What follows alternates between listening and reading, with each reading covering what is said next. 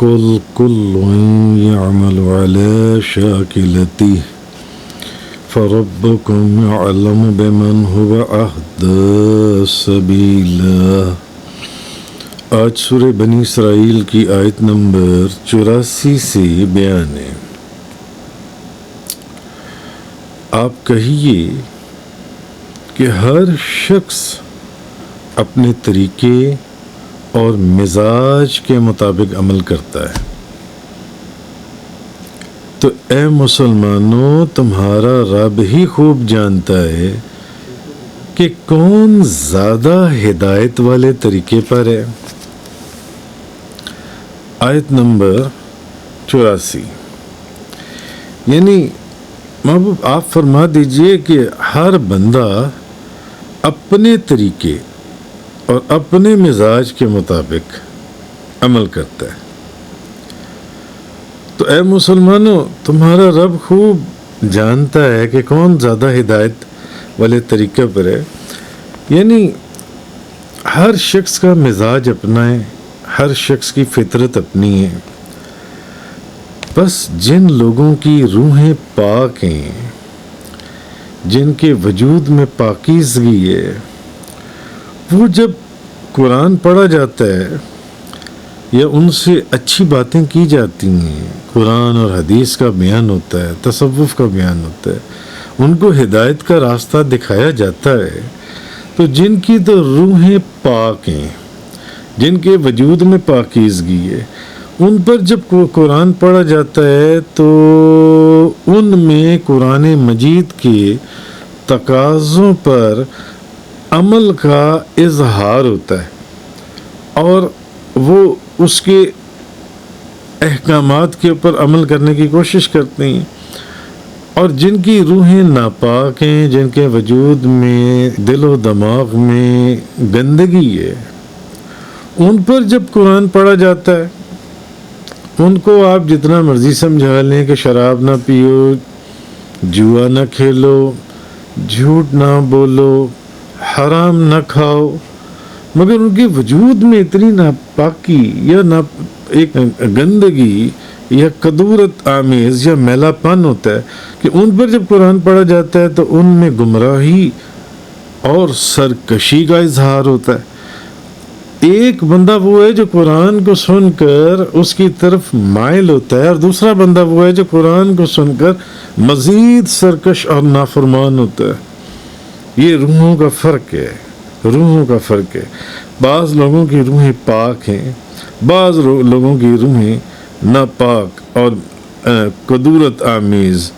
جن کی روحوں میں ناپاک اور میلا پن محسوس ہوتا ہے، اور بعض کی روحوں میں پاکیزگی ہوتی ہے۔ تو ان کا حال تو یہ ہوتا ہے جس طرح کہ جیسے کہ آپ دیکھیں کہ بارش ہے، تو بارش اگر ایک اچھی زمین پر ہو تو بہترین فصل، سبزہ اور ہریالی، پھل فروٹ لے کر آتی ہے، لیکن بارش اگر گندگی کے اوپر یا خراب زمین پر ہو تو وہاں پر اور کیچڑ مچ جاتا ہے، جون سے اور کیچڑ ہو جاتا ہے۔ تو حضرت ابو بکر صدیق رضی اللہ تعالی عنہ آپ فرماتے ہیں کہ میں نے پورا قرآن اول سے آخر تک پڑھا، مجھے یہ والی آیت جو ہے یہ سب سے زیادہ اچھی لگی، جس پر سب سے زیادہ بخشش کی امید ہے، اور وہ آیت یہی ہے جو میں نے آپ کے سامنے تلاوت کی، سورہ بنی اسرائیل کی آیت نمبر 84، کل یعمل علی شاکلتی۔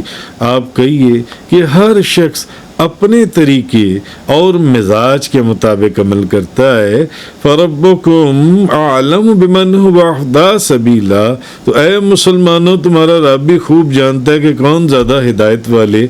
طریقے پر ہے۔ تو حضرت ابو بکر صدیق فرماتے ہیں میں نے قرآن اول سے آخر تک پورا پڑھا، آخر تک پڑھا، مجھے جو آیت سب سے زیادہ اچھی لگی وہ یہی ہے جس پر سب سے زیادہ بخشش کی امید ہے، جو ان سی ہے۔ تو ہر ایک اپنے طریقے پر عمل کرتا ہے، اور بندے کا طریقہ ہے گناہ کرنا اور اللہ کا طریقہ ہے معاف کر دینا۔ اب بندہ اپنا طریقہ استعمال کرتا ہے، وہ گناہ کرتا ہے، اور اللہ کا طریقہ ہے معاف کر دیتا ہے، وہ معاف کر دیتا ہے۔ حضرت عمر رضی اللہ تعالیٰ عنہ نے کہا، انہوں نے کہا میں نے بھی، یعنی میں نے پورا قرآن اول سے اخیر تک پڑھا، اور مجھے جو ان سی آیتیں اچھی لگیں وہ جن سے مجھے مغفرت کی امید ہے، ایسی آیات، اور وہ سورۃ المومن اس کی آیت نمبر 1 2 3 حامیم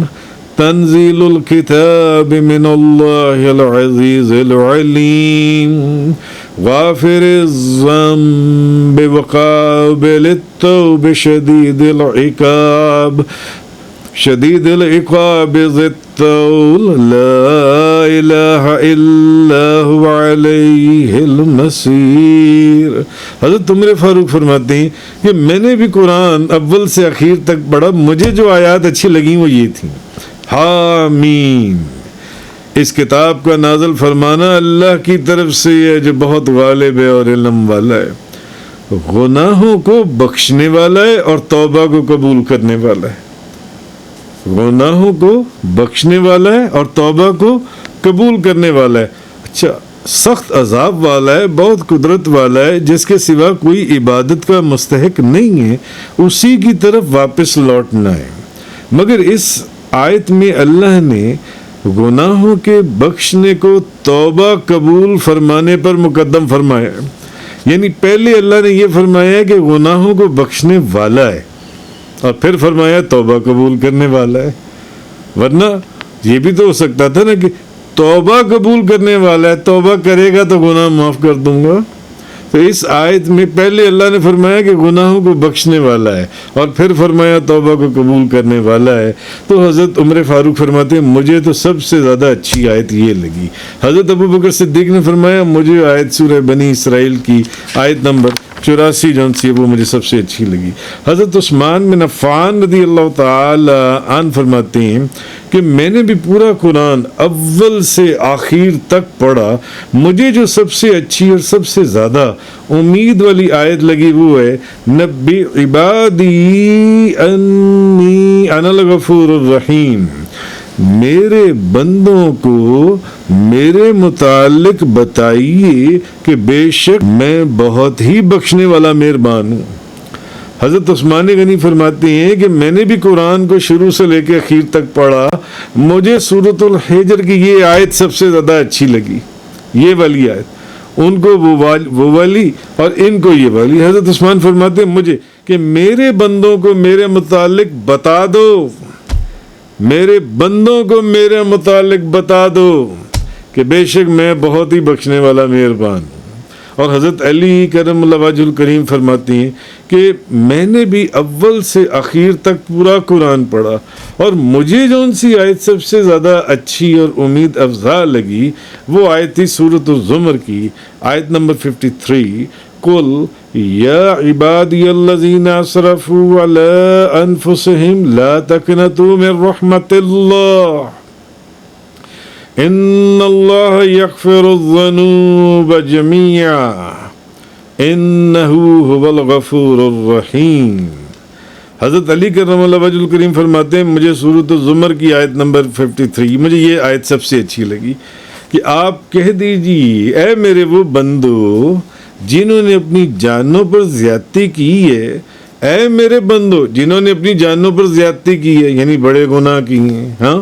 جنہوں نے اپنی جانوں پر زیادتی کی، تم اللہ کی رحمت سے نا امید نہ ہو، اللہ کی رحمت سے نا امید نہ ہو، بے شک اللہ سارے گناہوں کو بخش دیتا ہے، اللہ سارے گناہوں کو بخش دیتا ہے، واقعی وہ بہت بخشش اور بڑی رحمت والا ہے۔ یعنی حضرت علی فرماتے ہیں مجھے تو یہ والی آیت سب سے زیادہ اچھی لگی۔ حضرت علامہ قرطبی فرماتے ہیں میں نے بھی سارا قرآن اول سے اخیر تک پڑھا، اور مجھے جو آیت سب سے زیادہ اچھی لگی وہ یہ ہے الذین آمنوا ولم یلبسوا ایمانہم بظلم اولئک لہم الامن وہم مہتدون، جو لوگ ایمان لائے اور انہوں نے اپنے ایمان کو ظلم کے ساتھ نہیں ملایا انہی کے لیے عذاب سے امن ہے اور وہی ہدایت یافتہ ہیں۔ تو بہرحال یہ جو میں نے آپ کے سامنے آیا کریمہ تلاوت کی کہ حضرت ابو بکر صدیق فرماتے ہیں کہ میں نے اول سے آخر پورا قرآن پڑھا، مجھے تو یہ والی آیت سب سے اچھی لگی کہ آپ فرما دیجئے ہر شخص اپنے طریقے اور مزاج کے مطابق عمل کرتا ہے، تو اے مسلمانوں تمہارا رب بھی خوب جانتا ہے کہ کون زیادہ ہدایت والے طریقے پر ہے، کون زیادہ ہدایت والے طریقے پر ہے، یہ تمہارا رب جانتا ہے جون سے۔ آگے آیت نمبر 85 کے اندر فرمایا گیا وَيَسْأَلُونَكَ عَنِ الرُّوحِ قُلِ الرُّوحُ مِنْ أَمْرِ رَبِّي وَمَا أُوتِيتُم مِّنَ الْعِلْمِ إِلَّا قَلِيلًا۔ اور یہ لوگ آپ سے روح کے متعلق سوال کرتے ہیں، آپ کہیے کہ روح میرے رب کی امر سے، اور تم کو محض تھوڑا سا علم دیا گیا، تم کو محض تھوڑا سا علم دیا گیا۔ یعنی آپ سے پوچھتے ہیں وَيَسْأَلُونَكَ۔ اب اس آیت کا شان نزول کیا ہے؟ حضرت عبداللہ بن مسعود رضی اللہ تعالی عنہ فرماتے ہیں کہ میں مدینہ منورہ کے ایک غیر آباد حصے میں نبی پاک صلی اللہ علیہ وسلم کے ساتھ چہل قدمی کر رہا تھا۔ کیا منظر ہوگا اور کیا وقت ہوگا اور کیا نصیب ہوگا کہ حضرت عبداللہ بن مسعود نبی پاک صلی اللہ علیہ وسلم کے ساتھ مدینہ منورہ کے ایک غیر آباد حصے میں چہل قدمی کر رہے تھے۔ حضور آپ چلتے ہوئے ایک چھڑی سے ٹیک لگاتے تھے۔ اچھا، اس دوران آپ کا ایک جگہ یہودی بیٹھے ہوئے تھے، ان یہودیوں کے پاس سے گزر ہوا، آپ ان کے پاس سے گزرے تو ان میں سے کچھ یہودیوں نے کہا ان سے روح کے متعلق سوال کرو،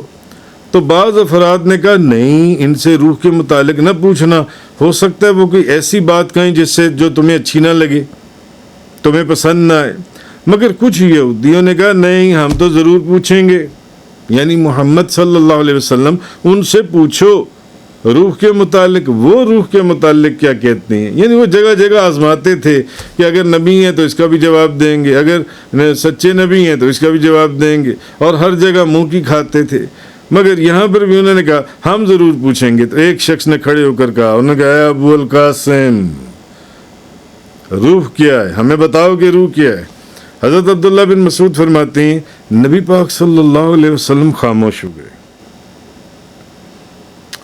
تو میں نے کہا کہ آپ کی طرف وحی کی جا رہی ہے۔ میں کھڑا رہا، اور جب وہ کیفیت ختم ہوئی تو فرمایا، تو حضور کی زبان مبارک سے نکلا وَيَسْأَلُونَكَ عَنِ الرُّوحِ قُلِ الرُّوحُ مِنْ أَمْرِ رَبِّي وَمَا أُوتِيتُم مِّنَ الْعِلْمِ إِلَّا قَلِيلًا۔ اور تم سے روح کے متعلق پوچھتے ہیں، تم سے روح کے متعلق پوچھتے ہیں، تم فرماؤ روح میرے رب کے حکم سے ایک چیز ہے۔ اے لوگو، تمہیں بہت تھوڑا علم دیا گیا ہے، تمہارے پاس بہت تھوڑا علم ہے۔ اچھا، یہ تو ہو گئی ایک حدیث جو سی ہے بخاری شریف کی۔ اچھا، اب آئیے دوسری حدیث جو حضرت عبداللہ بن عباس رضی اللہ تعالی عنہما فرماتے ہیں اس آیت کے شان نزول کے سلسلے میں، یہ دو حدیثیں۔ اچھا، وہ فرماتے ہیں قریش کے یہودیوں سے کہا، آپ فرماتے ہیں قریش نے یہودیوں سے کہا، قریش نے، اب قریش کدھر تھے؟ مکہ مکرمہ میں۔ تو اور وہ جو پچھلی حدیث تھی اس سے یہ ثابت ہوا کہ حضور مدینہ منورہ میں تھے۔ اچھا، قریش نے یہودیوں سے کہا ہمیں کوئی، اے یہودیو، ہمیں کوئی ایسی بات بتاؤ جس سے ہم اس شخص یعنی محمد صلی اللہ علیہ وسلم سے پوچھیں۔ انہوں نے کہا اچھا، اگر ان سے سوال ہی کرنا ہے نا تو ان سے پوچھو، روح کے متعلق پوچھو۔ قریش نے آپ سے پوچھا تو اللہ نے یہ آیت نازل فرما دی۔ اب اس حدیث میں ہے کہ جب انہوں نے سوال کیا تو اللہ نے یہ آیت نازل کر دی وَيَسْأَلُونَكَ عَنِ الرُّوحِ قُلِ الرُّوحُ مِنْ أَمْرِ رَبِّي وَمَا أُوتِيتُم مِّنَ الْعِلْمِ إِلَّا قَلِيلًا۔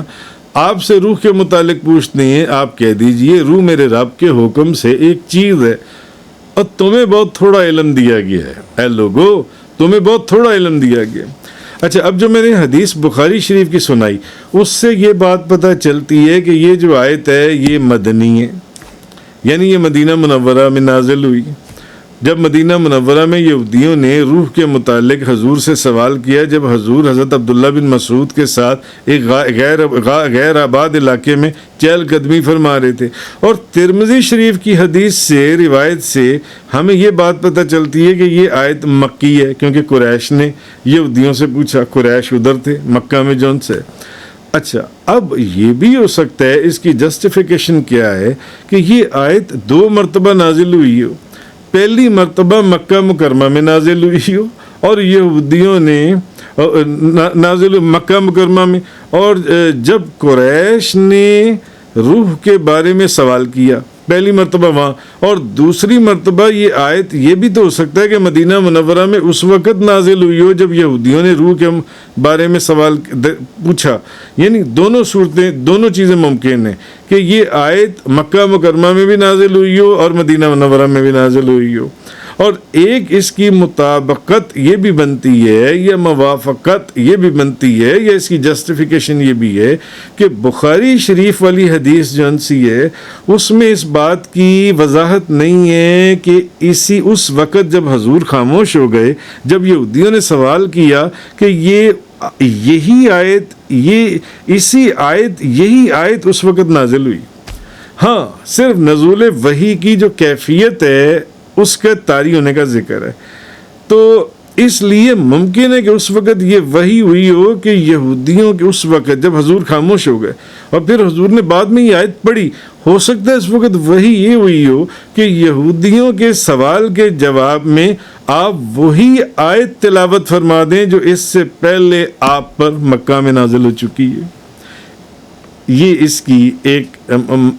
بنتی ہے کہ یہ وہی والی آیت وَيَسْأَلُونَكَ عَنِ الرُّوحِ قُلِ الرُّوحُ مِنْ أَمْرِ رَبِّي وَمَا أُوتِيتُم مِنَ الْعِلْمِ إِلَّا قَلِيلًا۔ تو معلوم ہوا کہ اب سوچنے کی بات یہ ہے کہ اس آیت میں بتایا گیا کہ یہ جو روح والا معاملہ ہے نا، یہ بڑا سینسٹیو معاملہ ہے، اور اس کے بارے میں جو علم حقیقی ہے یہ سب کو معلوم نہیں ہے، بلکہ اللہ جسے روح کے متعلق علم عطا فرمائے اسی کو پتہ چل سکتا ہے کہ روح چیز کیا ہے۔ جیسا کہ سرکار دو عالم صلی اللہ علیہ وسلم کو، اب نبی پاک صلی اللہ علیہ وسلم کو تو روح کا علم دیا گیا تھا۔ حضرت علامہ اسماعیل حق کی آپ روح البیان کے اندر فرماتے ہیں، ایک جماعت نے گمان کیا کہ اللہ نے روح کا علم مخلوق پر مبہم کر دیا ہے، اور اس علم کو روح کے متعلق جو چیز ہے اس کو اللہ نے اپنے ساتھ خاص فرمایا ہے، اپنے ساتھ۔ یہاں تک کہ ان لوگوں نے یہ بھی کہہ دیا، اس گروہ نے یہاں تک کہہ دیا کہ نبی کریم صلی اللہ علیہ وسلم تاجدار دو جہاں، آپ سرکار صلی اللہ علیہ وسلم کو بھی روح کے متعلق علم نہیں ہے، حالانکہ اللہ کے حبیب کا منصب اور مقام تو اس سے بہت عظیم ہے کہ آپ کو بھی روح کا علم نہ ہو۔ یہ کیسے ہو سکتا ہے؟ یہ روح البیان والے فرما رہے ہیں، حالانکہ کیونکہ اللہ نے یہ ارشاد فرما کر آپ پر احسان فرمائے، آپ تو عالم باللہ ہیں اور آپ کو وہ سب کچھ سکھا دیا گیا جو آپ نہیں جانتے تھے، آپ کو وہ سب کچھ سکھا دیا گیا۔ اب یہ قرآن ہے، سورۃ النساء کی آیت نمبر 113، اب یہ قرآن ہے، قرآن کہہ رہے کہ محبوب آپ کو تو وہ سب کچھ، اللہ فرما رہے کہ آپ کو تو وہ سب کچھ سکھا دیا گیا جو آپ نہیں جانتے تھے، آپ پر اللہ کا بہت بڑا فضل ہے۔ تو ان لوگوں نے یہ گمان کیا کہ روح کا علم، تو ان لوگوں نے سمجھا ان علموں میں سے ہے، ان علوم میں سے ہے جو آپ صلی اللہ علیہ وسلم کو اللہ نے نہیں سکھایا۔ روح ایک ایسی چیز ہے کہ جس کو اللہ نے صرف اپنے ساتھ خاص فرمایا، مگر نبی کریم صلی اللہ علیہ وسلم آپ کو بھی عام لوگوں کی طرح روح کا علم نہیں دیا گیا، جبکہ وہ فرماتے ہیں کہ یہ تو بات ایسی ہے ہی نہیں، جبکہ قرآن کے اندر اللہ نے یہ فرما دیا کہ آپ کو وہ سب کچھ سکھا دیا گیا، آپ کو وہ سب کچھ سکھا دیا گیا جو آپ نہیں جانتے تھے۔ تو سب کچھ کے اندر روح بھی آتی ہے یا نہیں آتی ہے؟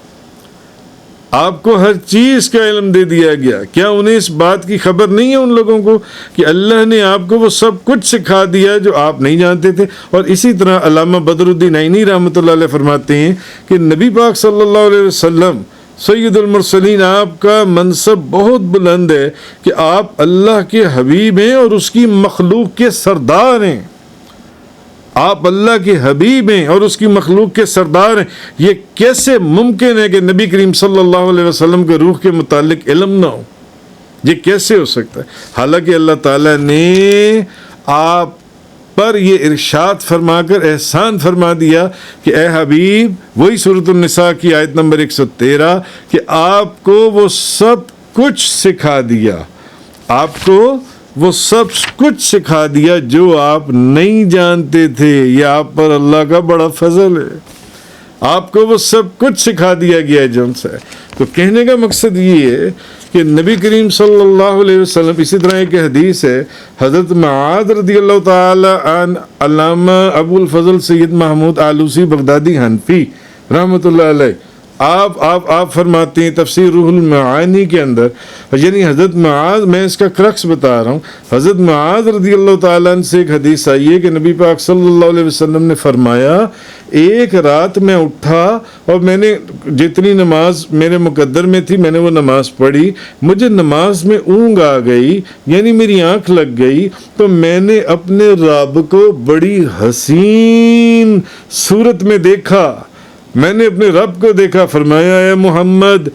یہ مقرب فرشتے کس چیز میں بحث کر رہی ہیں؟ میں نے کہا اے میرے رب میں نہیں جانتا. پھر فرمایا اے محمد، یہ میرے مقرب فرشتے کس چیز میں بحث کر رہی ہیں؟ میں نے کہا اے میرے رب میں نہیں جانتا. پھر میں نے دیکھا کہ اللہ نے اپنی ہتھیلی میرے دونوں کندھوں کے درمیان میں رکھی، حتیٰ کہ میں نے اپنے سینے کے درمیان ان پوروں کی ٹھنڈک محسوس کی. اور میرے لیے نبی کریم صلی اللہ علیہ وسلم فرماتے ہیں میرے لیے ہر چیز روشن ہو گئی اور میں نے پہچان لیا،